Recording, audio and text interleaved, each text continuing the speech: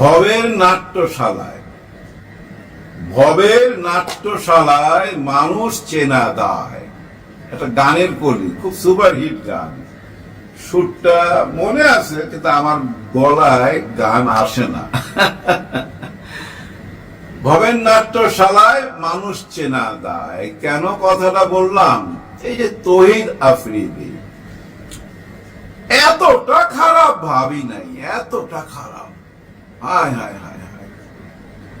ইলিয়াস হোসেন সাহেব জানেন তো উনি কেমন প্রতিবেদন বানায়। ইদানিং উনি নিজে ক্যামেরার সামনে আসে না, ওনার ছাত্ররা আসে, ভাই ব্রাদাররা আসে। এর মধ্যে একটা তৌহিদ আফ্রিদি এবং তার বাবাকে নিয়ে 840 মানে 420 840 এরকম একটা প্রতিবেদন আমি দেখলাম। দেখার পর বুঝছেন, তাজ্জব হয়ে গেলাম, বোকা হয়ে গেলাম। আমি জানতাম ওর একটা ওই দোষটা আছে, বুঝছেন, নারী ঘটিত দোষ আছে, এবং বড় বড় জায়গায় হাত মারতো, তো বড় বড় জায়গায়। আমাকে একবার এক নায়িকা বলছিল ওর কিছু কথা, ওই নায়িকার সাথে তার ছিল। যাই হোক, যেহেতু আমি সিনেমার বুঝিনি তো, আর একটু দুষ্ট টাইপের লোক, আমি মানুষের পেটের কথা আদায় করতে পারতাম বোকা সাইয়া। তো ওর থেকে জানলাম অনেক কথা। ও বড় বড় জায়গায় হাত দেয়, জানেন? আপনি চিন্তা করতে পারেন, মনিরা, ওই যে মনিরা, যে মেয়েটা পৃথিবী থেকে বিদায় হয়েছে, ওই মেয়েটা, ওর সাথে ফোন আলাপও আছে। ইলিয়াস হোসেন সাহেবের প্রতিবেদনটা যদি দেখেন আপনারা বুঝতে পারবেন ওর ক্যারেক্টার। শুধু ইলিয়াস সাহেবের এটা না, তার নিজের বন্ধু রাহি, ওই যে নোয়াখাইলা, একটু হেলদি, ও বেচারা কিন্তু সোজা সাজা লোক। কথাবার্তা আপনি খেয়াল করে দেখেন, কথাবার্তার মধ্যেই বোঝা যায় সোজা সাপটার লোক, ভেজাল পছন্দ করে না। ও তো মাই খাইছে, ওর হাতে কোমরে বেল দিয়া পিটাইছে, এবং ওর কাছ থেকে যাই না নিবেন আপনারা। ওর একটা ভিডিও আছে, দেখবেন। ও তো ভাই ভিতরে ভিতরে শয়তানের হাড্ডি। ওর বিরুদ্ধে কেউ কথা বললে ওই হাউন আঙ্কেলের এখানে নিয়ে ল্যাংটা করে ছবি তুলে রাখতো, পিটাইতো, এবং টেলিফোনে এগুলো সব দেখতো সে, অনলাইনে দেখতো। কারণ যারে টর্চার করতো ওর তো মুখোশ বাঁধা, ওরা তো জন টুপি পরানো, মানে কালো টুপি পরানো। আর যারা মারতো তারা তো তার ভাই ব্রাদার, মানে তৌহিদ আফ্রিদির কাছের লোক। তো ওই যে হাউন আঙ্কেলের ক্ষমতা, গতকালকে ভিডিওতে বলছি না যে হাউন আঙ্কেলই এটা নষ্ট করছে, কাজে লাগাইছে বিভিন্ন রকম। ওর থেকে অনেক রকম উপহার নিছে, উপহার বুঝা নিয়েন।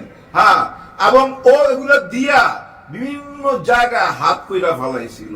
শুধু হাউন আঙ্কেল নাই, হাউন আঙ্কেলের কাঁধে ভর কইরা অনেক জায়গায় হাত কইরা ফেলাইছিল। নাহলে মনিরা হাত দিবেন আপনি, কার জিনিস চিন্তা করেন, ওইখানে হাত দিছে যেখানে জীবন মৃত্যুর খেলা চলে, ওই জায়গা থেকেও সে বাইরে গেছে। এইরকম ক্যারেক্টারটা আমি জানতাম যে নারী ঘটিত ব্যাপারে, কিন্তু ও যে এরকম অত্যাচারী জুলুমবাজ এটা তো জানতাম না। আর জুলুম করছে বইলাই বুঝছেন ফেরত আসছে। আমি জানতাম না যে ও বাইরে চলে গেছে। ও বাইরে চলে গেছিল, কিন্তু বিদেশে 3 মাস থাইকা আবার দেশে ব্যাক করছে। এই 5ই আগস্টের পরের ঘটনা। এই ব্যাক করলো কেন? কে তাকে আশ্বাস দিছে যে ভাতিজা চলে আসো, কোনো প্রবলেম নাই, তার নামও সামনে চলে আসবে, দেখবেন। এর মধ্যেই শোনা যাচ্ছে ভিপি নূর সাহেব এই কাণ্ড ঘটাইছে। কারণ ওই যে রাহির একটা ইন্টারভিউতে দেখলাম, রাহি বলতেছে যে তারে হঠাৎ করে কিছুদিন আগে টেলিফোন দিছে এবং ভিডিও কলে নূরকে দেখাই দিছে। এই যে নূর তার পাশে, এবং তারপরে একটু দূরে হাইটে যায় বলতেছে, বুঝছস তো তোর ভাই কাদের সঙ্গে চলাফেরা করে।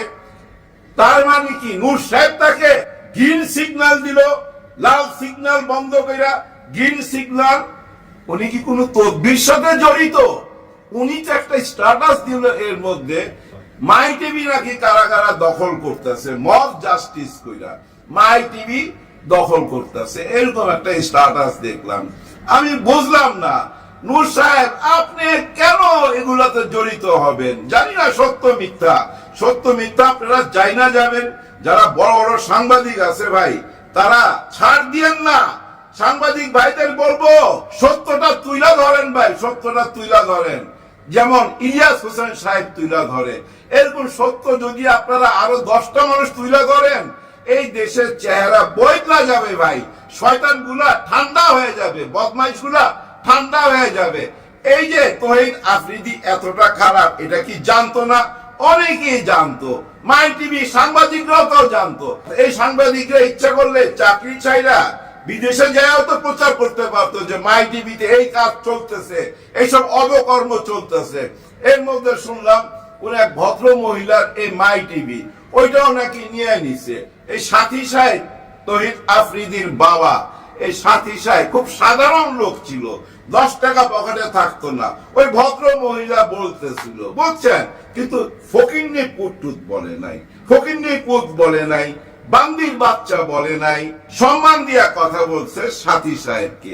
দেখলাম ইন্টারভিউতে উনারই এই মাই টিভি ইনারা দখল করছে।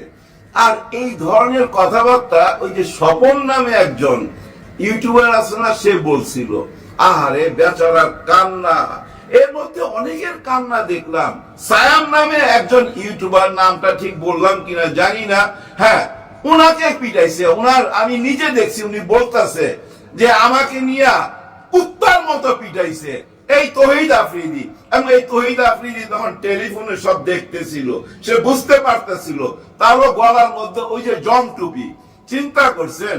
ঠিক এরকম আরেকজন ছিল ভাই আমাদের এই সিনেমা জগতে আছে, তাকে নিয়ে একদিন কথা বলবো। আমি নিজে ভুক্তভোগী ভাই। হায় হায়, জানেন না, ডিবি থেকে 4 জন লোক আমার ঘরে ঢুকে গেল, এবং ওনারা না অন ক্যামেরা, মানে যে হাতের মোবাইল দিয়ে না দুইজনে ছবি তুলতেছে, সরাসরি ঢুইকা বেল বাজাইছে, দরজা খোলার সঙ্গে সঙ্গে ঢুইকা গেছে। তারপরে ভাই যা হবার হয়েছে, আমাকে বলছেন একটা বড় গাড়িতে কইরা দুজন দুই সাইডে বইছে, যেন আমি ভাইগা না যাইতে পারি, মাঝখানে বসায় নিয়ে গেছে। আমার জীবন থেকে 5-6 ঘন্টা কাইরা নিছে। আমি বহুত বড় এক নেতার, আওয়ামী লীগের নামই বলি, অসুবিধা কি, সেলিম সাহেবের সহযোগিতা নিছি, সরাসরি না। আমি আবার জানতাম সেলিম সাহেবের সাথে একজনের ভালো সম্পর্ক, যেহেতু সিনেমার লোক। আমি সেই নারীকে ফোন দিছিলাম যে আমি তো বিপদে পড়ছি, আমার তো তুইলা নিয়ে আইছে, কারণ আমি এফডিসি তে একজনের বিরুদ্ধে কথা বলছিলাম, এখন আমি কি করুম। আমাকে বলছে ওয়েট, তারপরে বুঝছেন ওনার ফোন গেছে, আমাকে ছাইড়া দিছে।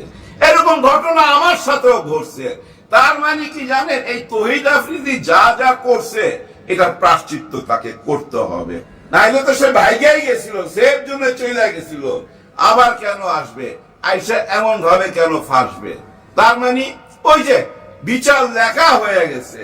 দেখেন এখন বলতেছে আমার কিডনি রোগ, আমার পেশাবের সাথে রক্ত যায়, আমার অমুক তমুক, আমার বউ প্রেগনেন্ট, কিন্তু আইন তো ভাই অন্ধ, এগুলো শুনবে না, দেখবে না, কিচ্ছু করবে না।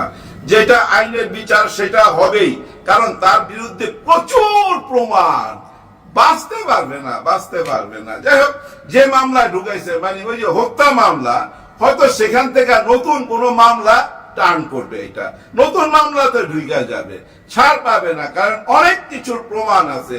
অনেকে মামলা করার জন্য আগায় আসতেছে, যাদের উপরে সে অত্যাচার করছে। একটা টাইমে সমস্ত ইউটিউবারদেরকে সে কন্ট্রোল করত। এর বিনিময় কি পাইতো জানেন? প্রচুর টাকা। এটা নিয়ে একদিন আলাপ করব। আমি এক সময় সিনেমার কন্টেন্ট বানাইতাম, বিনোদন কন্টেন্ট বানাইতাম। তখন যে কোনো ছবি যখন রিলিজ হইতো না, তখন আমিও কিন্তু মাল কামাইছি। এটা নিয়ে আরেকদিন আলাপ হবে। আমরা আলাপে চলে যাই ফকিন্নির পুত, বান্দির পুত। যেদিন বান্দির পুত বলছিল, ওই দিনই যদি উনাকে চিঠি দিত। হ্যাঁ, যেদিন উনি রাজাকার বলছিল, যেদিন উনি বলছিল এদের বংশের পরিচয় নাই, এদের ঘর নাই, বাড়ি নাই, ঠিকানা নাই, এরা কারা, সেদিনই কিন্তু চিঠি দেওয়া যাইতো। আর চিঠি দেওয়ার দরকার কি, সরাসরি উনি একটা ফোন করলেই তো পারে। অবশ্য ওনার ফোন ধরে না, উনি ভয় পায়। ফজলুর রহমান সাহেব উনি নিজেই বলছে যে আমাকে ফোন দিতে তারেক জিয়া ভয় পায়, আমার বউকে আগে ফোন দেয়, আমার মুডের ব্যাপারে জানে, আমার মুড ভালো থাকলে আমার সাথে কথা কয়, নাহলে বলে ভাবি ঠিক আছে পরে কথা বলুন, ভাই মুড ভালো হোক। এই কথাটার কোনো ভ্যালু আছে বলেন?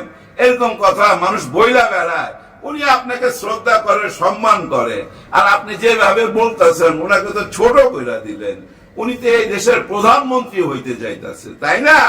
আর এই ফকিন্নির বাচ্চারা, বান্দির বাচ্চারা 5ই আগস্টে কেন যে নামছিল, হায় হায়, ওরা যদি চাইবা যাইতো, ওদের তো ভাই টাকা পয়সা, ফ্ল্যাট, বাড়ি, গাড়ি অনেক কিছু দিতে চাইছে, বিদেশে বাড়িও দিতে চাইছে, ওদেরকে যে ধৈর্য নিয়ে গেছে, অনেক রকম ওদেরকে অফারও দিছে, কোনো কিছুতে রাজি হয় নাই, তারপরে মাইক শুরু করছে, তারপর একটা টাইমে ওদের মুখ থেকে বাইর করছে যে আমরা হ্যাঁ আপোষ করতে যাচ্ছি, যেটা এখন ক্যাশ করা হচ্ছে।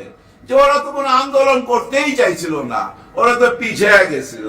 কেন আপনাদের মনে নাই আসিফ মাহমুদের কথা, যার এখান দিয়ে রক্ত বাইরিত ছিল, তার কথা মনে নাই?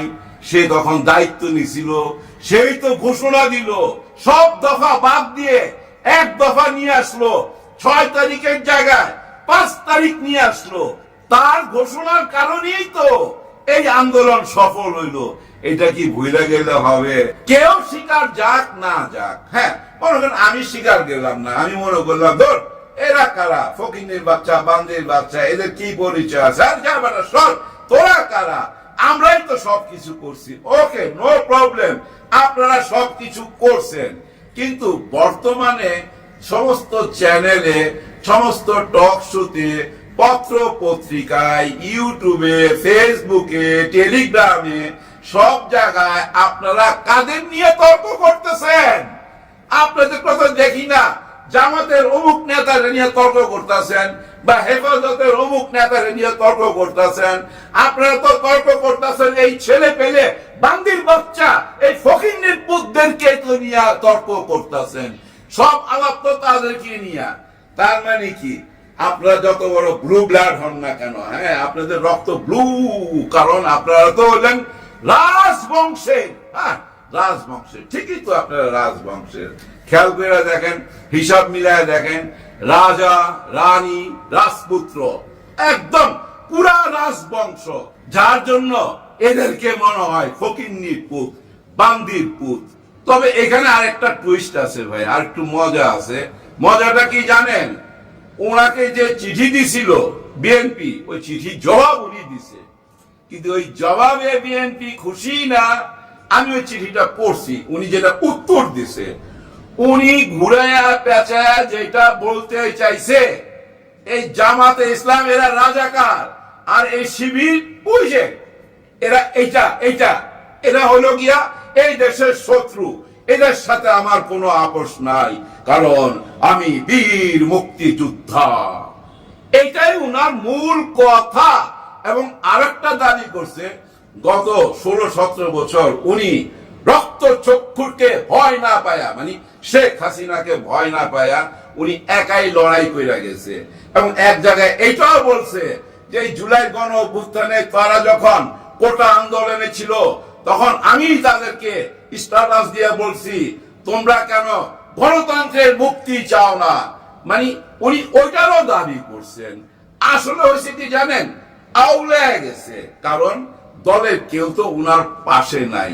উনাকে চিঠি দেওয়া মানে কি বুঝেন তো? উনি কে? বহুত পুরানা রাজনীতিবিদ। আজকে উনাকে উনার দল জানায় দিছে যে আপনার উত্তরে আমরা খুশি না, 3 মাস আপনি আমাদের না, এবং আমাদের পরিচয় নিয়ে কোন টক শো ফকশোতে যায় কোনো কথা বলবেন না।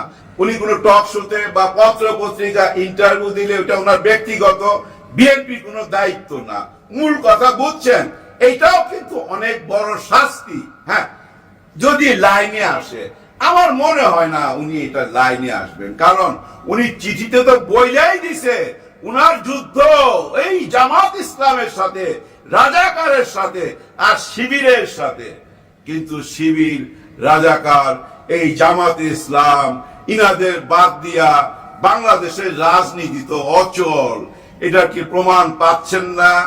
পাওয়া উচিত আমার মনে হয়। ইঙ্গিত কি পান না, বুঝেন না? নির্বাচনের ঘোষণা দিয়ে দিছে এবং আমাদের ইনুস স্যার যেখানেই যায় ওখানেই কয় নির্বাচন মাস্ট, নির্বাচন হবেই ফেব্রুয়ারির প্রথম উইকে, কোনো অসুবিধা নাই। যাকে জিজ্ঞাসা করবে নির্বাচন হবে, নির্বাচন হবে। পুলিশ প্রশাসনকে জিজ্ঞাসা করেন যে হ্যাঁ আমরা তো ফুল রেডি হয়ে যাইতেছি নির্বাচনের জন্য। আপনি সচিবদের জিজ্ঞাসা করেন, হ্যাঁ আমরা তো রেডি নির্বাচনের জন্য। তার মানে কি আপনারা তো সবাই নির্বাচন চাইতেছেন, ফেব্রুয়ারিতে নির্বাচন হবে। এত বাক বিতনটা কিসের? ফকিন্নি পুতেদের কথার দাম দেন কেন? ফকিন্নি পুতেদের কথা বাদ দেন না, আপনারা নির্বাচন করেন, অসুবিধা কি? ভাই সাহেব, ওই ফকিন্নির পুত যারা, ওদের মূল্য আছে জনগণের কাছে, আপনাদের কাছে নাই। কারণ আপনারা হইলেন কিংস পার্টি, রাজকীয় পার্টি। হ্যাঁ, রাজকীয় পার্টি, আপনারা রাজত্ব করছেন এই দেশে। আবার এরাও কিন্তু কিংস পার্টি, কিন্তু সেই রাজনীতি ওরা শেষ করে দিছে। সরাসরি ইউনূস স্যারের সমালোচনা করছে এবং জামাতে ইসলামও সরাসরি এই সরকারের সমালোচনা করছে। যেটা সত্য সেটাই বলছে। বর্তমানে জামাতে ইসলাম কিন্তু চুপ, পিছনে আছে। কারণ সামনে ওই বান্দির বাচ্চাদেরকে, ফকিন্নির পুতদেরকে দিয়ে দিছে। এটা হচ্ছে তাদের প্রথম বাহিনী, এটা মাথায় রাখেন।